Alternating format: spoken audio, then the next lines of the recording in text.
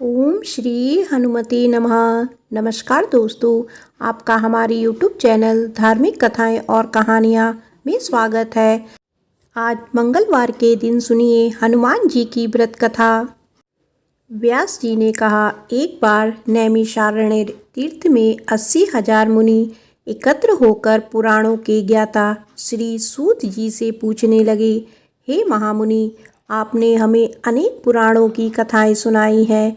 अब आप कृपया करके हमें ऐसा व्रत और कथा बताइए जिसके करने से संतान की प्राप्ति हो तथा मनुष्यों को रोग शोक अग्नि सर्व दुख आदि का भय दूर हो, क्योंकि कलयुग में सभी जीवों की आयु बहुत कम है। फिर इस पर उन्हें रोग चिंता के कष्ट लगे रहेंगे, तो फिर वह श्री हरि के चरणों में अपना ध्यान कैसे लगा सकेंगे। श्री सूत जी बोले, हे मुनियों, आपने लोक कल्याण के लिए बहुत ही अच्छा प्रश्न पूछा है। एक बार युधिष्ठिर ने भगवान श्री कृष्ण से लोक कल्याण के लिए यही प्रश्न किया था। भगवान श्री कृष्ण और युधिष्ठिर का संवाद तुम्हारे सामने कहता हूँ, ध्यान देकर सुनो। एक समय पांडवों की सभा में श्री कृष्ण जी बैठे हुए थे। तब युधिष्ठिर ने भगवान श्री कृष्ण से प्रश्न किया, हे प्रभु नंदनंदन गोविंद, आपने मेरे लिए अनेकों कथाएं सुनाई है। आज आप कृपया करके ऐसा व्रत या कथा सुनाइए जिसके करने से मनुष्यों को रोग चिंता का भय समाप्त हो और उसको पुत्र की प्राप्ति हो। हे प्रभु, बिना पुत्र के जीवन व्यर्थ है। पुत्र के बिना मनुष्य नरकगामी होता है। पुत्र के बिना मनुष्य पितृ ऋण से छुटकारा नहीं पा सकता और ना ही उसका पुत्रगृह नामक नरक से उद्धार हो सकता है। अतः पुत्रदायक व्रत बतलाइए। श्री कृष्ण भगवान से बोले, हे राजन, मैं एक प्राचीन इतिहास सुनाता हूँ, आप उसे ध्यानपूर्वक सुनो। कुंडलपुर नामक एक नगर था। उसमें नंदा नामक एक ब्राह्मण रहता था। भगवान की कृपा से उसके पास सब कुछ था, फिर भी वह दुखी था। इसका कारण यह था कि ब्राह्मण की स्त्री सुनंदा के कोई संतान नहीं थी। सुनंदा पतिव्रता थी, भक्ति पूर्वक श्री हनुमान जी की आराधना करती थी। मंगलवार के दिन व्रत करके अंत में भोजन बनाकर हनुमान जी को भोग लगाने के बाद स्वयं भोजन करती थी।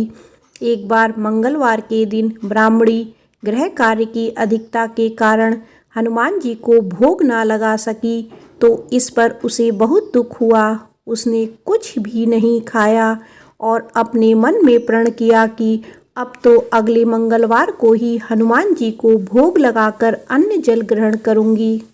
ब्राह्मणी सुनंदा प्रतिदिन भोजन बनाती, श्रद्धापूर्वक पति को खिलाती, परंतु स्वयं भोजन नहीं करती और मन ही मन श्री हनुमान जी की आराधना करती रहती। इसी प्रकार 6 दिन गुजर गए और ब्राह्मणी सुनंदा अपने निश्चय के अनुसार भूखी प्यासी निराहार रही। अगले मंगलवार को ब्राह्मणी सुनंदा प्रातःकाल ही बेहोश होकर गिर पड़ी।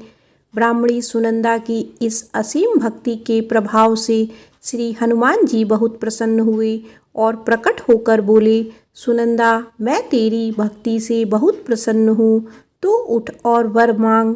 सुनंदा अपने आराध्य देव श्री हनुमान जी को देखकर आनंद की अधिकता से विह्वल हो श्री हनुमान जी के चरणों में गिरकर बोली, हे प्रभु, मेरी कोई संतान नहीं है, कृपया करके मुझे संतान प्राप्ति का आशीर्वाद दे, आपकी अति कृपा होगी। श्री महावीर जी बोले, तेरी इच्छा पूर्ण होगी, तेरी एक कन्या पैदा होगी, उसके अष्टांग प्रतिदिन सोना दिया करेंगे। इस प्रकार कहकर श्री महावीर जी अंतर्ध्यान हो गए। ब्राह्मणी सुनंदा बहुत हर्षित हुई और सभी समाचार अपने पति से कहा। ब्राह्मण देव कन्या का वरदान सुनकर कुछ दुखी हुए, परंतु सोना मिलने की बात सुनी तो बहुत प्रसन्न हुए।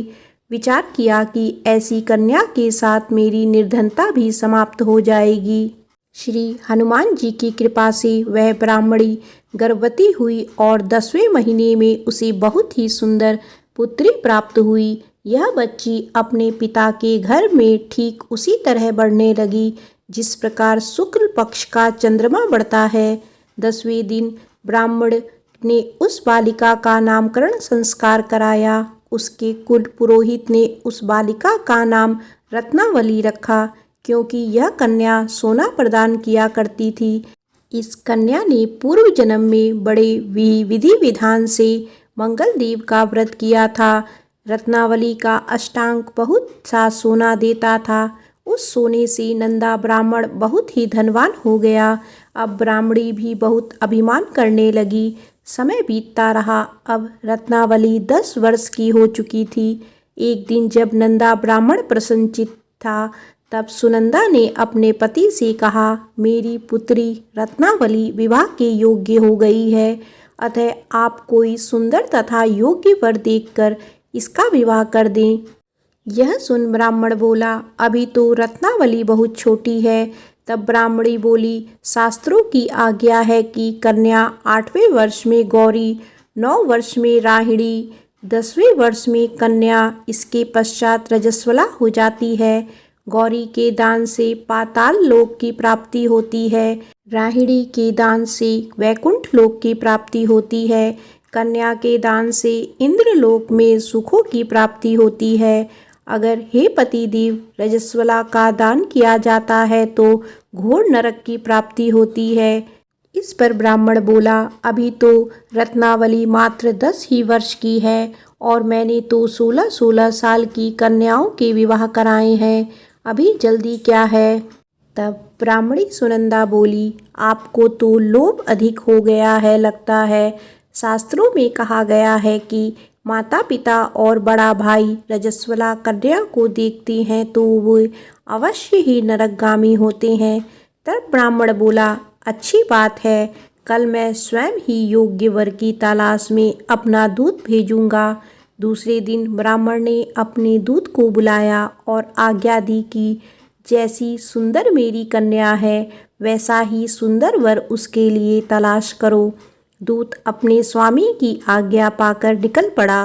पंपई नगर में उसने एक सुंदर लड़के को देखा। यह बालक एक ब्राह्मण परिवार का बहुत गुणवान पुत्र था। इसका नाम सोमेश्वर था।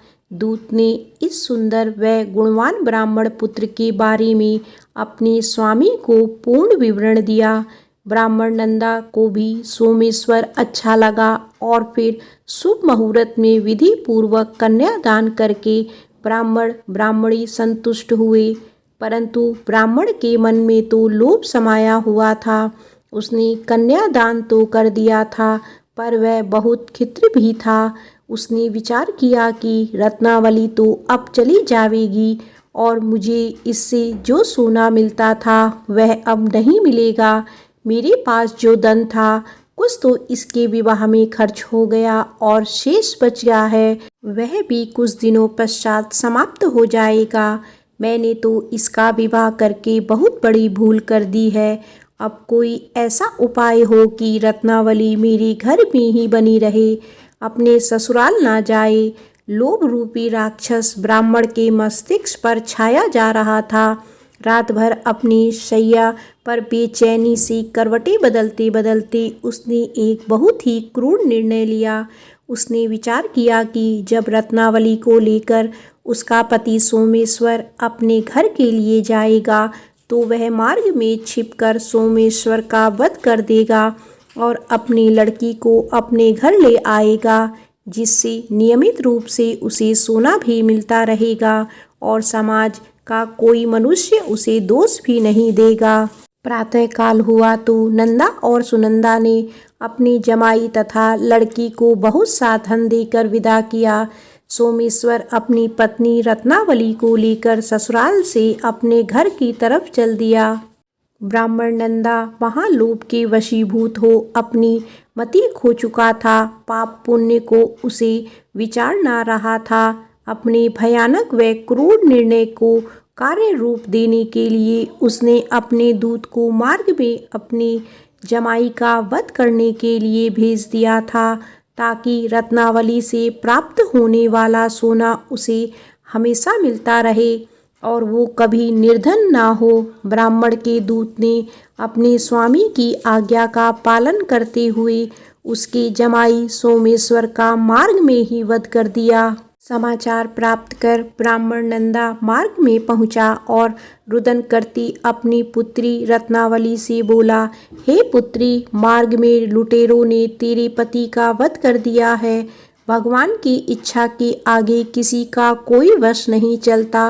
अब तू घर चल, वहां पर ही रहकर शेष जीवन व्यतीत करना। जो भाग्य में लिखा है वही होगा। अपने पति की अकाल मृत्यु से रत्नावली बहुत दुखी हुई।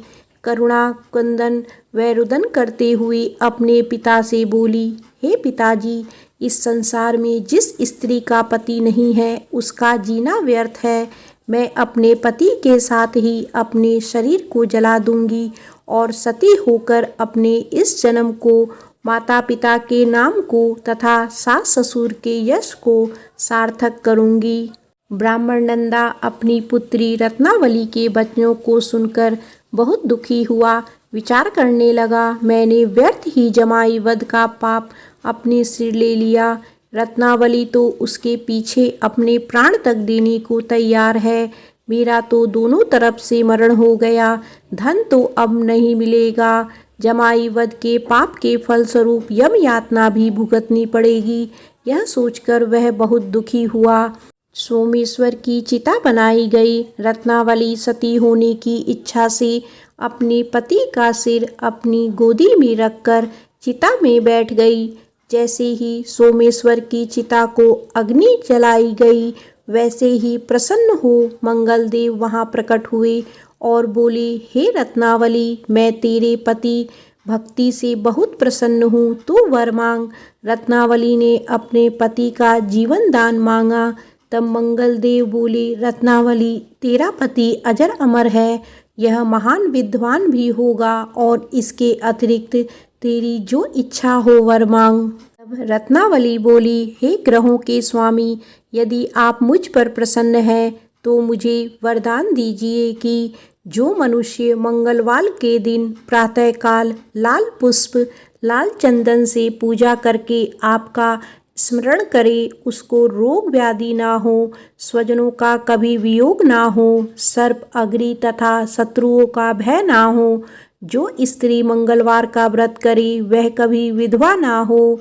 मंगलदेव तथा अस्तु कहकर अंतर्ध्यान हो गए।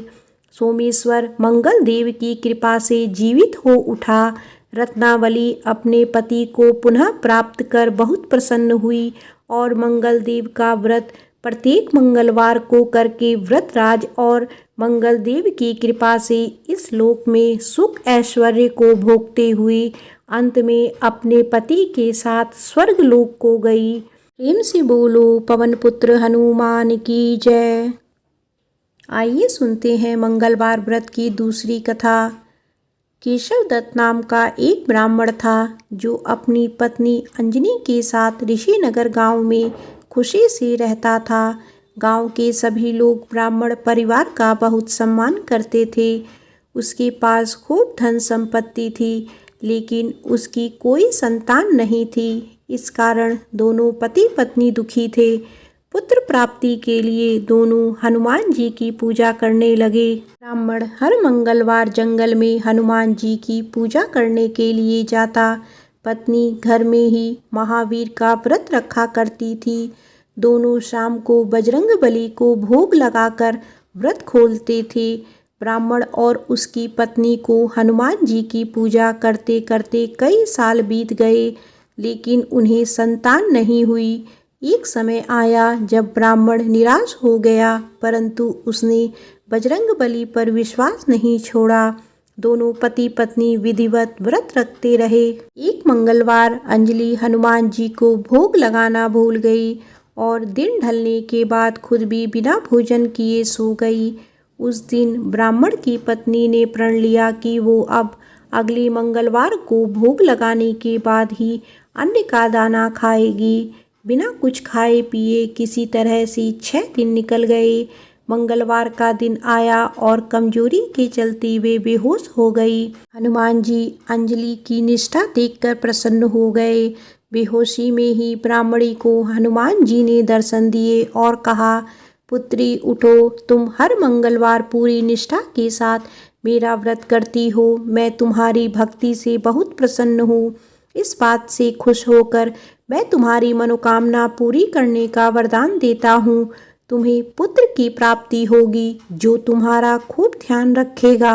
इतना कहकर बजरंगबली वहां से अंतर्ध्यान हो गए। तभी अंजलि उठी और भोजन तैयार करके उसने सबसे पहले हनुमान जी को भोग लगाया। इसके बाद खुद भी भोजन किया। केशव दत्त घर लौटा तो ब्राह्मणी ने उसे पूरी बात बताई। पुत्र वरदान की बात सुनकर ब्राह्मण को यकीन नहीं हुआ और वह अपनी पत्नी पर शक करने लगा। उसने अपनी पत्नी से बोला, तुम झूठ बोल रही हो, तुमने मेरे साथ धोखा किया है। कुछ समय बाद ब्राह्मण के घर एक सुंदर पुत्र का जन्म हुआ। दोनों ने उसका नाम हनुमान जी के नाम पर मंगल प्रसाद रखा। ब्राह्मण को हमेशा यही लगता था कि उसकी पत्नी उसे झूठी कहानी सुनाई है और उसके साथ छल किया है। यह सोचकर वह बच्चे को मारने की साजिश करने लगा। एक दिन मौका देखकर ब्राह्मण कुएं पर नहाते जाते समय बच्चे को अपने साथ ले गया। वहां उसने बच्चे को कुएं में फेंक दिया। ब्राह्मण के घर लौटने पर पत्नी ने उससे पूछा, मंगल कहाँ रह गया? वो भी तो आपके साथ गया था।